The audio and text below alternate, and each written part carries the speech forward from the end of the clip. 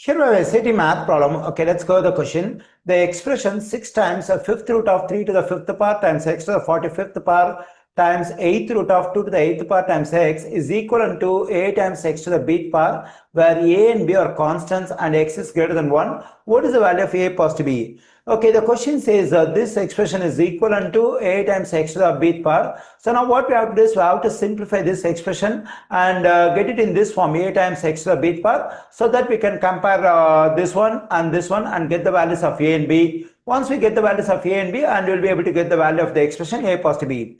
Okay, now let me write this expression as it is. That is 6 times fifth root of 3 to the fifth power times x to the 45th power times 8th root of 2 to the 8th power times x, and it is equivalent to a times x to the bth power. So it is equal to a times x to the bth power. Okay, now 6 times. Now what we can do is we can write this radical, that is this fifth root, as an exponent. Then we get 3 to the fifth power times x to the 45th power.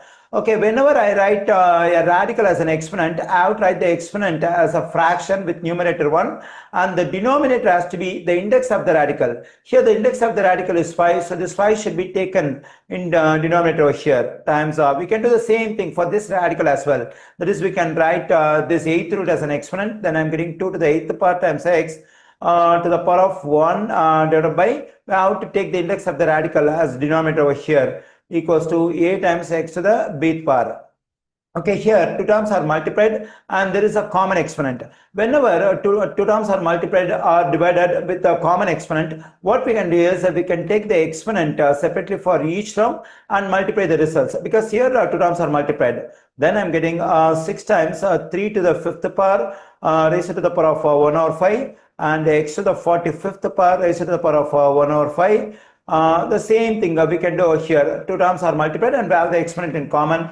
So we can take this exponent separately for each term and multiply the results. Then we get 2 to the 8th power whole to the power of 1 over 8 times x to the power of 1 over 8 equals to a times x to the bth power. Okay, here 6 times. Okay, here we have the base 3 and we have the exponent 5, and for the complete stuff we have the exponent 1 over 5. Whenever we have two exponents like this, what we can do is we can multiply the two exponents using the power of a power rule in exponents. Okay, so when I multiply these two exponents, I'm getting 5 times 1 over 5. And here also we can do the same thing. That is, we can multiply the two exponents over here. Then I'm getting x to the power of 45 times 1 over 5, and 2 to the power of 8 times 1 over 8 times x to the power of 1 over 8 equals to a times x to the power of bth power. Okay, here this 5 will cancel out. 5 goes into 5 one times and 5 goes into 45 9 times. Here this 8 will cancel out. So we get 6 times.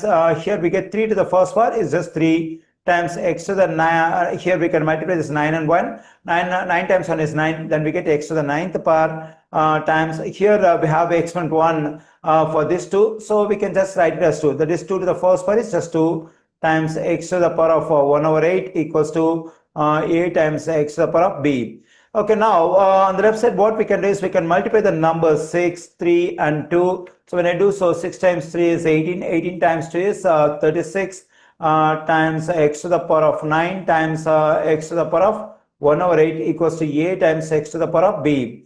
Okay, here we multiply two terms at the same base, that is x. Okay, whenever we multiply two terms at the same base, what we have to do is we have to take the base ones and we have to add the exponents using the product rule of exponents. Then I'm getting 9 positive 1 over 8 equals to a times x to the power of b. Okay, 36 times x to the power of. Here we do addition between an integer and a fraction. Okay, whenever I want to do addition or subtraction between an integer and a fraction, I have to multiply the integer by the denominator of the fraction. Once I'm done with the multiplication, I can take this existing denominator as a common denominator. Okay, now let me multiply this integer part 9 by this denominator 8, and I'm getting 9 times 8 is 72, positive 1. Now we can take the 8 over here as a common denominator, equals to a times x to the power of b. Then we get 36 times x to the power of 72 positive 1 is 73 over 8 equals to a times x to the power of b. Okay, now look at this stuff over here. It's exactly in this form, a times x to the power of b. At the place of a, we have 36. Then we have a equals to 36. And let's compare this one and this one. Here we have base x, here we have base x.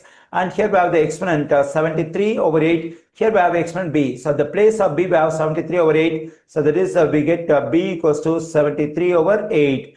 But our aim is to find the value of a positive b. Okay, let me do it over here. So that is a positive b equals to the value of a is 36. We got it. Positive. The value of b is 73 over 8. Okay, now we have to add this integer and a fraction. As I said already, whenever I want to do addition or subtraction between an integer and a fraction, we have to multiply the integer by the denominator of the fraction. So when I multiply this 36 by 8, I am getting 288 positive 73. Now we can take this 8 as a common denominator.